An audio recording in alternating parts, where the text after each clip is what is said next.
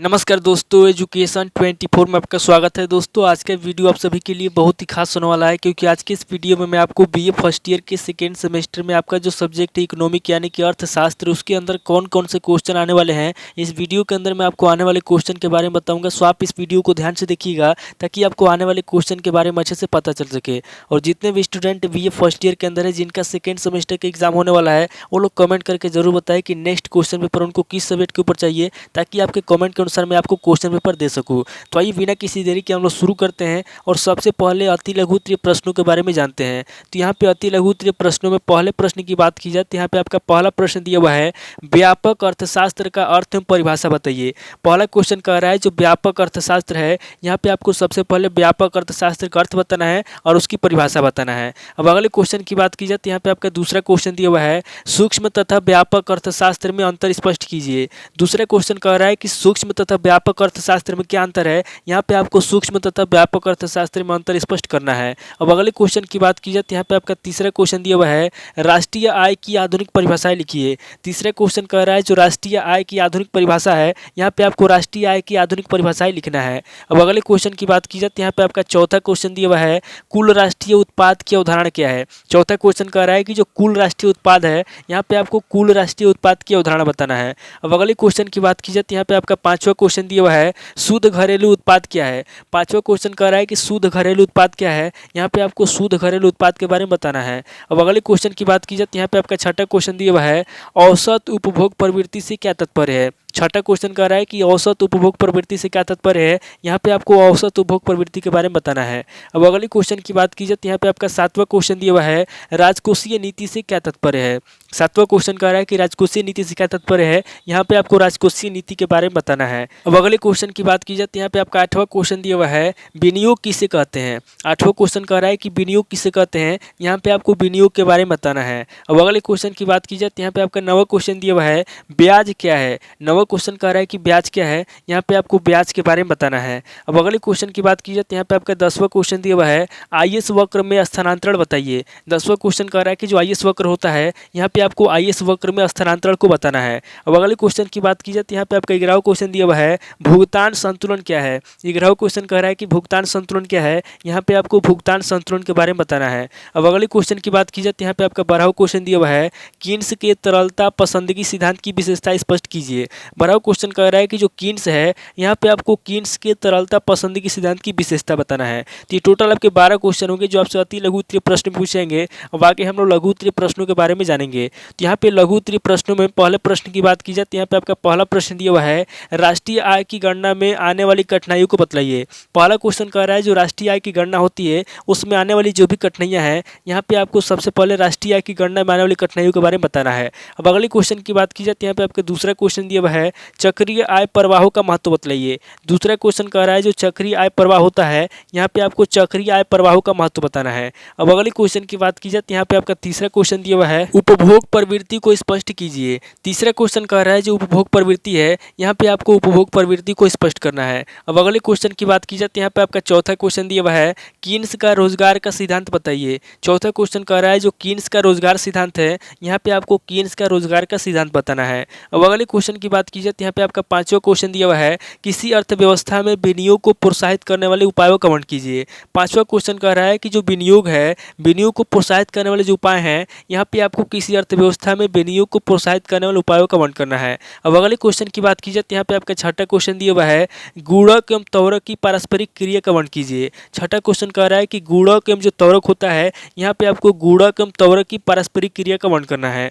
अब अगले क्वेश्चन की बात की जाए तो यहाँ पे आपका सातवां क्वेश्चन दिया हुआ है, आईएस और एलएम मॉडल किसे कहते हैं। सातवां क्वेश्चन कह रहा है कि आईएस और एलएम मॉडल क्या है, किसे कहते हैं, यहाँ पे आपको आईएस एलएम मॉडल के बारे में बताना है। अब अगले क्वेश्चन की बात की जाए तो यहाँ पे आपका आठवां क्वेश्चन दिया हुआ है, आईएस और एलएम फलनों में एक ही समय स्थानांतरण को स्पष्ट कीजिए।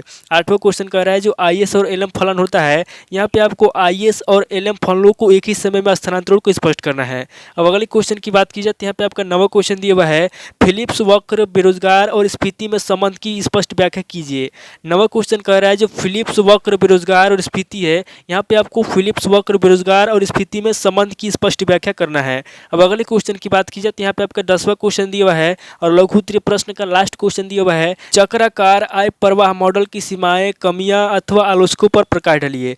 10वां क्वेश्चन कह रहा है जो चक्राकार आय प्रवाह मॉडल है, यहाँ पे आपको चक्राकार आय प्रवाह मॉडल की सीमा बताना है, उसकी कमियां बताना है अथवा उसकी आलोचकों पर प्रकाश डालना है। तो ये टोटल आपके 10 क्वेश्चन होंगे जो आपसे लघु उत्तरीय प्रश्न में पूछेंगे। और आगे हम लोग दीर्घ उत्तरीय प्रश्नों के बारे में जानेंगे। तो यहाँ पे दीर्घ उत्तरीय प्रश्नों में पहले प्रश्न की बात की जाए तो यहाँ पे आपका पहला प्रश्न दिया हुआ है, सूक्ष्म तथा व्यापक अर्थशास्त्र में अंतर बताइए, व्यापक अर्थशास्त्र की अवधारणा स्पष्ट कीजिए। पहला क्वेश्चन कह रहा है कि सूक्ष्म तथा व्यापक अर्थशास्त्र में क्या अंतर है। यहाँ पे आपको सबसे पहले सूक्ष्म तथा व्यापक अर्थशास्त्र में अंतर बताना है, उसके बाद आगे आपको व्यापक अर्थशास्त्र की अवधारणा स्पष्ट करना है। अब अगले क्वेश्चन की बात की जाए तो यहाँ पे आपका दूसरा क्वेश्चन दिया हुआ है, सकल राष्ट्रीय उत्पाद को मापने की विभिन्न प्रणालियों एवं समस्याओं की चर्चा कीजिए। दूसरा क्वेश्चन कह रहा है जो सकल राष्ट्रीय उत्पाद है, सकल राष्ट्रीय उत्पाद को मापने की जो विभिन्न प्रणाली है और उसकी जो समस्या है, यहाँ पे आपको सकल राष्ट्रीय उत्पाद को मापने की विभिन्न प्रणालियों और उसकी समस्याओं की चर्चा करना है। अब अगले क्वेश्चन की बात की जाए तो यहाँ पे आपका तीसरा क्वेश्चन दिया हुआ है, आय के चक्रीय प्रवाह से आप क्या समझते हैं, एक खुली अर्थव्यवस्था में आय के चक्रीय प्रवाह को चित्र सहित समझाइए।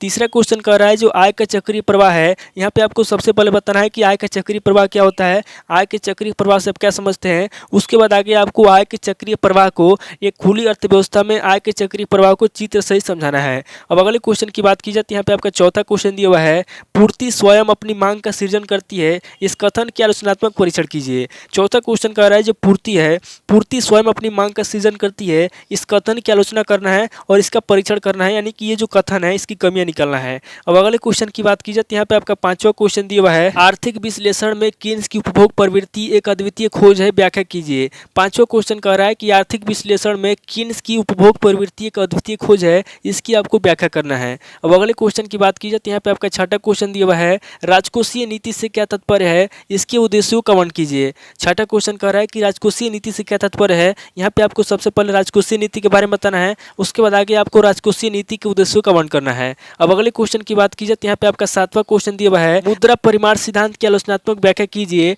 क्या यह मूल्य स्तर में वृद्धि एवं कमी में होने का सही व्याख्या करता है कि नहीं करता है। सातवां क्वेश्चन कह रहा है जो मुद्रा परिमाण सिद्धांत है, यहाँ पे आपको सबसे पहले मुद्रा परिमाण सिद्धांत की आलोचना करना है, यानी कि मुद्रा परिमाण सिद्धांत की कमियां निकालना है और उसके बाद आगे आपको यह बताना है कि जो ये मुद्रा परिमाण सिद्धांत है क्या यह मूल्य स्तर में वृद्धि एवं कमी में होने वाली की व्याख्या करता है कि नहीं करता है। अब अगले क्वेश्चन की बात की जाए तो यहाँ पे आपका आठवां क्वेश्चन दिया हुआ है, विनियोग प्रेरणा से क्या तात्पर्य है, इसकी विभिन्न प्रकारों का वर्णन कीजिए।